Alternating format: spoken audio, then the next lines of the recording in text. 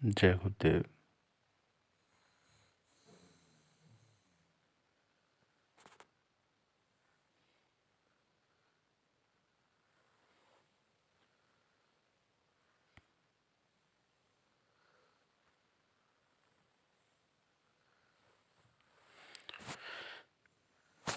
जय गुरुदेव।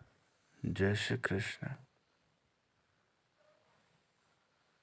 तंत्र विज्ञान का अद्भुत अध्याय शिवअंश वीर वैताल साधना। अदृश्य शक्ति सिद्धि नायक सुरक्षा जीवन का प्रमुख पक्ष है। पहले अपनी सुरक्षा, फिर दूसरों की रक्षा। जब साधक में शक्ति की जागृति होती है तो वह सब बाधाओं से अपनी रक्षा कर सकता है। वह अपने शत्रुओं को स्तंभित कर सकता है, विजय प्राप्त कर सकता है। इसलिए शिव पूजन के साथ वीर वैताल साधना अवश्य ही करनी चाहिए। वीर वैताल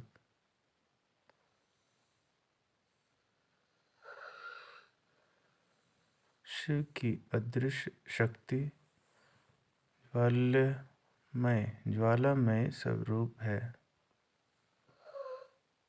वैताल भगवान शिव का ही अंश स्वरूप है। शिव के गणों में वैताल नाम प्रमुखता से लिया जाता है। अपनी दिव्य शक्तियों के कारण प्राचीन काल से ही भगवान शिव के विशिष्ट गण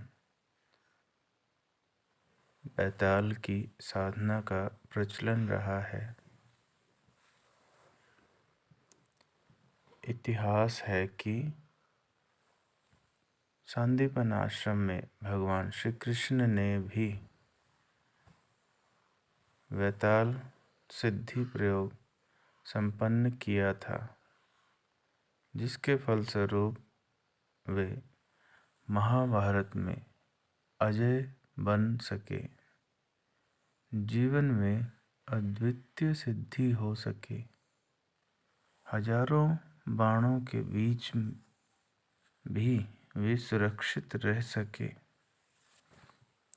विक्रमादित्य ने भी वैताल सिद्धि प्रयोग कर अपने जीवन के कई प्रश्नों को सुलझा लिया था। आगे चलकर गुरु गोरखनाथ और मच्छिंद्र नाथ तो वैताल साधना के सिद्धतम आचार्य बने और उन्होंने वैताल साधना द्वारा उन्होंने अपने जीवन में साधनात्मक उपलब्धियों को सहज ही प्राप्त कर लिया। महान तंत्र वेता और गोरख तंत्र के आदि गुरु गोरखनाथ प्रणीत वैताल साधना, इस साधना को आज भी गोरख पंथ प्रमुख रूप से संपादित करता है। वैताल उत्पत्ति। एक बार राजा दक्ष ने एक विशाल यज्ञ का आयोजन किया। उस आयोजन में भगवान शिव को उचित मान सम्मान नहीं दिया गया। इस कारण उनकी पत्नी सती, जो राजा दक्ष की पुत्री थी, व्यथित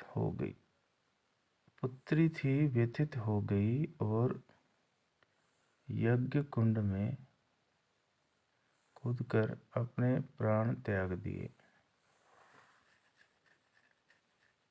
भगवान शिव का सम्मान न करने पर व्यथित होने से माता पार्वती ने अपने प्राण त्यागने। इस कारण भगवान शिव अत्यंत क्रोधित हुए। उनके क्रोध से तीनों लोग थर्राने लगे। पेड़ों से पत्ते झड़ गए, चारों तरफ बिजलियां कड़कने लगी और समुद्र के तूफान सा आ गया। समुद्र में तूफान सा आ गया। उसी क्रोध के आवेश में भगवान शिव ने अपनी जटा की एक लट को तोड़कर दक्ष के यज्ञ में होम कर दी।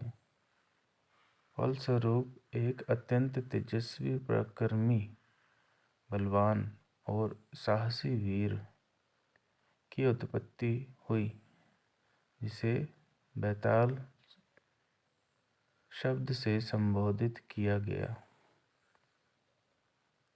यज्ञ में बैताल को प्रकट होते देख सारे देवता और दानव थर-थर कांपने लगे। उसकी ज्वालाओं के सामने सारे देवता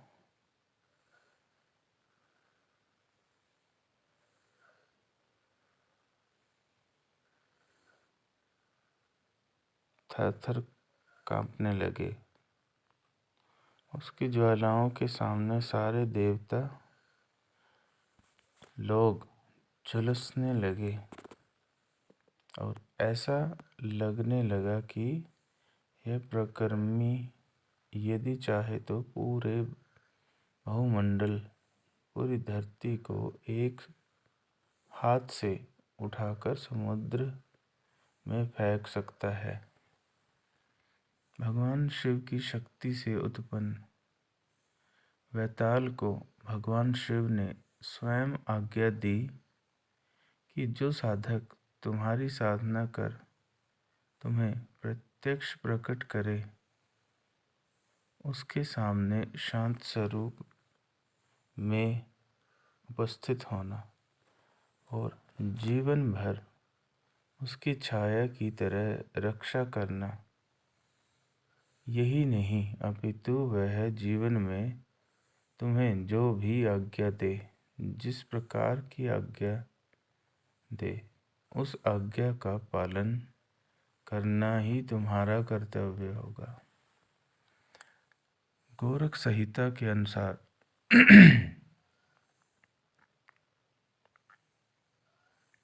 गोरख संहिता के अनुसार बैताल साधना के लाभ।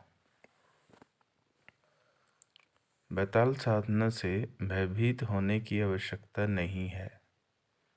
अत्यंत सौम्य और सरल साधना है। जब बैताल साधना सिद्धि होती है तो मनुष्य रूप में सरल प्रकृति और शांत रूप में बैताल प्रकट होता है और जीवन भर दास की तरह साधक के कार्य संपन्न करता है। बैताल सिद्धि होने पर वह छाया की तरह अदृश्य रूप में साधक के साथ बना रहता है और प्रतिपल प्रतिदिन उसकी रक्षा करता है। प्रकृति, अस्त्र शस्त्र या उसका कुछ भी नहीं कर सकते। किसी भी प्रकार से उसके जीवन में न तो दुर्घटना हो सकती है और न ही उसकी अकाल मृत्यु ही संभव है। ऐसे साधक के जीवन में शत्रुओं का नामो निशान नहीं रहता।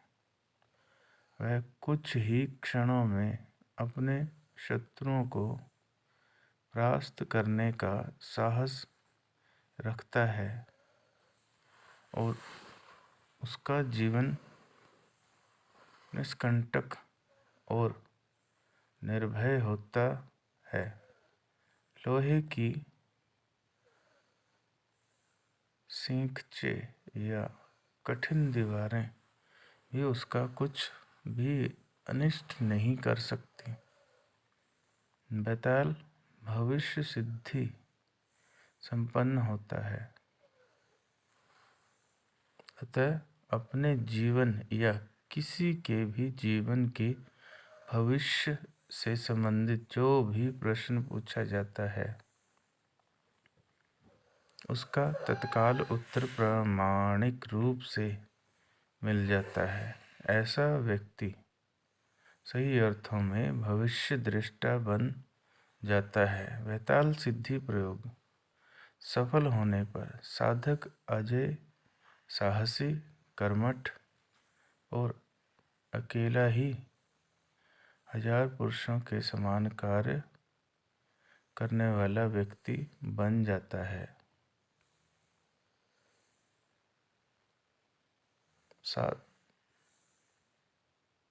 वास्तव में बैताल साधना अत्यंत ही सौम्य और सरल साधना है। जो भगवान शिव की साधना करता है वह बैताल साधना ही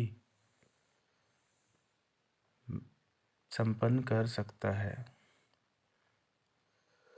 जिस प्रकार से भगवान शिव का सौम्य स्वरूप है, उसी प्रकार से बैताल का भी आकर्षक और सौम्य स्वरूप है। इस साधना को पुरुष, स्त्री सभी संपन्न कर सकते हैं। यद्यपि यह तांत्रिक साधना है, परंतु इसमें किसी प्रकार का दोष या वर्जना नहीं है। गायत्री उपासक या देव उपासक किसी भी वर्ण का कोई भी व्यक्ति इस साधना को संपन्न कर अपने जीवन में पूर्ण सफलता प्राप्त कर सकता है। सबसे बड़ी बात यह है कि इस साधना में भयभीत होने की बिल्कुल ज़रूरत नहीं है। घर में बैठ के भी यह साधना संपन्न की जा सकती है। साधना संपन्न करने के बाद भी साधक के जीवन में किसी प्रकार का अंतर नहीं आता, अपितु उसके साहस और चेहरे पर तेजस्विता आ जाती है। फलस्वरूप वह जीवन में स्वयं ही अपने अभावों, कष्टों और बाधाओं को दूर कर सकता है। जिस प्रकार से साधक लक्ष्मी, विष्णु या शिव आदि की साधना संपन्न कर लेते हैं, ठीक उसी प्रकार से सहज भाव से बैताल साधना भी संपन्न कर सकते हैं। साधना समय मार्गशीर्ष 19 दिसंबर 2021 अथवा किसी भी शुभ मुहूर्त में बैताल सिद्धि साधना संपन्न की जा सकती है। भगवान शिव द्वारा स्थापित तंत्र साधनाओं के समूह की इस विशिष्ट साधना को प्रदोष काल में करना भी श्रेष्ठ बताया गया है। मार्गशीर्ष पूर्णिमा इस साधना को संपन्न करने का सौम्य मुहूर्त है। इस दिन साधना संपन्न करने से साधना में सफलता की संभावना बहुत अधिक बढ़ जाती है।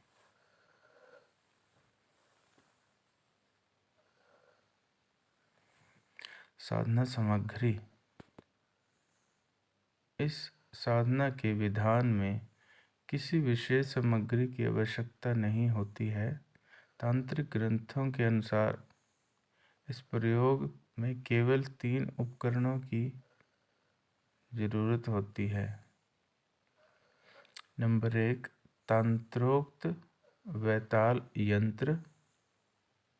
नंबर 2, रुद्र मंत्र अवेशित तंत्रोक्त वैताल माला और भगवान शिव का चित्र। इसके अलावा साधक को अन्य किसी प्रकार की सामग्री, जलपात्र या कुमकुम आदि की जरूरत नहीं होती। ये साधना रात्रि को संपन्न की जाती है, परंतु जो साधक न भयभीत हो और न विचलित हो, वे निश्चित रूप से इस साधना में सफलता पा सकते हैं, साधना को संपन्न कर सकते हैं। साधना विधान। साधक रात्रि को 10 बजे के बाद स्नान कर ले और स्नान करने के बाद अन्य किसी पात्र को छुए नहीं। पहले से ही धोकर सुखाई हुई काली धोती को पहनकर काले आसन पर दक्षिण की ओर मुंह कर घर के किसी कोने में या एकांत स्थान में बैठ जाए। अपने सामने लकड़ी के एक बाजोट पर गुरु चित्र, विग्रह, यंत्र, पादुका स्थापित कर लें और साथ ही भगवान शिव का चित्र भी स्थापित कर दें। वैताल साधना में सफलता हेतु गुरु से आशीर्वाद अवश्य प्राप्त करें। इस हेतु सर्वप्रथम निखिल ध्यान करें। गुरु ब्रह्मा गुरु विष्णु देवो महेश्वरा, गुरु साक्षात पर ब्रह्मा तस्मै श्री गुरुवे नमः। निखिल ध्यान के पश्चात गुरु चित्र, विग्रह, यंत्र, पादुका को जल से स्नान कराएं। ओम निखिलम स्नानम समर्पयामि मंत्र बोलते हुए पानी से स्नान कराएं। इसके पश्चात स्वच्छ वस्त्र से पोंछ लें। निम्न मंत्रों का उच्चारण करते हुए कुमकुम, अक्षत, पुष्प, नैवेद्य, धूप दीप से पंचोपचार पूजन करें। ओम निखिलम कुमकुम समर्पयामि तिलक कर दें गुरु चित्र पे। ओम निखिलम अक्षतान समर्पयामि पादुका पे यह गुरु चित्र के सम्मुख अक्षत चढ़ाएं। ओम निखिलम पुष्पम समर्पयामि। अब आप फूलों को, पुष्प को गुरु चित्र के सामने चढ़ा दें। ओम निखिलम नैवेद्यम निवेदयामि। कोई मिठाई घर में बनी हुई या दूध से बनी हुई समर्पित करें, या पीले लड्डू ले सकते हैं, कोई पीली मिठाई ले सकते हैं। ओम निखिलम धूपम आर्घयामि दीपम दर्शयामि। धूप दीप दिखाएं। अब 3 आचमन जल गुरु चित्र, विग्रह, यंत्र, पादुका पर घुमाकर छोड़ दें, धरती पे छोड़ दें। इसके पश्चात गुरु माला से गुरु मंत्र की एक माला मंत्र जाप करें। ओम परम तत्वाय नारायणाय गुरुभ्यो नमः। गुरु मंत्र जप के पश्चात गुरु चित्र के सम्मुख ही एक लोहे के पात्र में या स्टील की थाली में काजल से एक गोला बनाएं और उस गोले में वैताल यंत्र को स्थापित कर दें, जो मंत्र सिद्ध प्राणस चेतना युक्त हो। यंत्र स्थापन के पश्चात हाथ जोड़कर वैताल का ध्यान करें। वैताल ध्यान इस प्रकार है।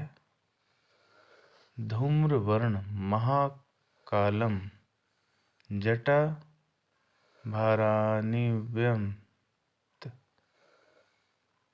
भारानिवतम यजेतु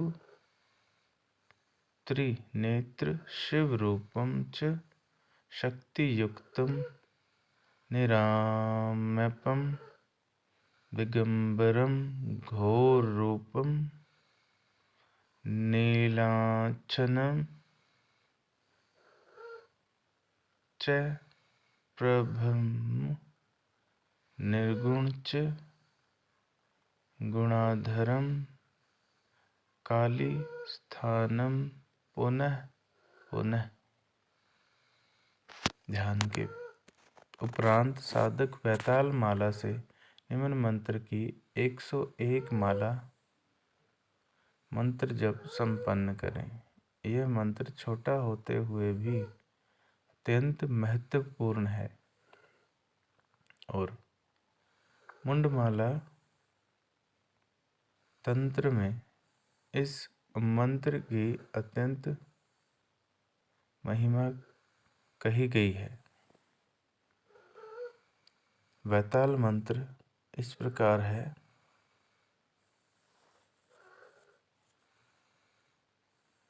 ओम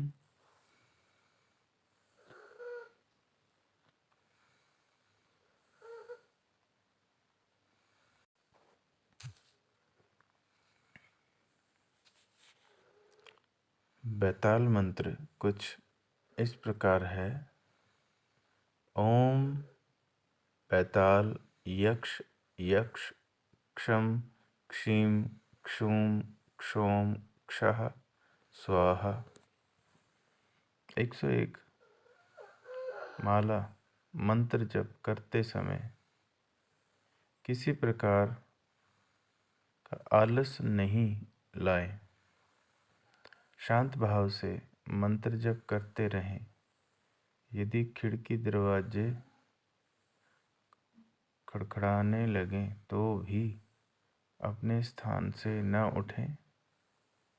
मंत्र जप के पश्चात बेसन के लड्डुओं का भोग यंत्र के सामने अर्पित कर दें। इस प्रकार यह साधना पूर्ण होती है। दूसरे दिन साधक प्रातःकाल उठकर स्नान आदि से निवृत्त होकर वह वैताल यंत्र, वैताल माला और वो किसी मंदिर में रख दें अथवा नदी, तालाब या कुएं में डाल दें। भगवान शिव और गुरु चित्र को पूजा स्थान में स्थापित कर दें। वास्तव में ही यह अत्यंत गोपनीय प्रयोग है, अतः यह प्रयोग सामान्य व्यक्ति को, निंदा करने वाले को, तर्क करने वाले दुराचारी को नहीं देना चाहिए और न इसकी विधि समझानी चाहिए। वस्तुतः यह आपके जीवन का सौभाग्य है कि योगी राज के द्वारा ऐसा तेजस्वी और अद्भुत वैताल प्रयोग प्राप्त हुआ, जिसे आप समय समय पर संपन्न कर जीवन को पूर्णता प्रदान कर सकते हैं। योगीराज गुरु गोरखनाथ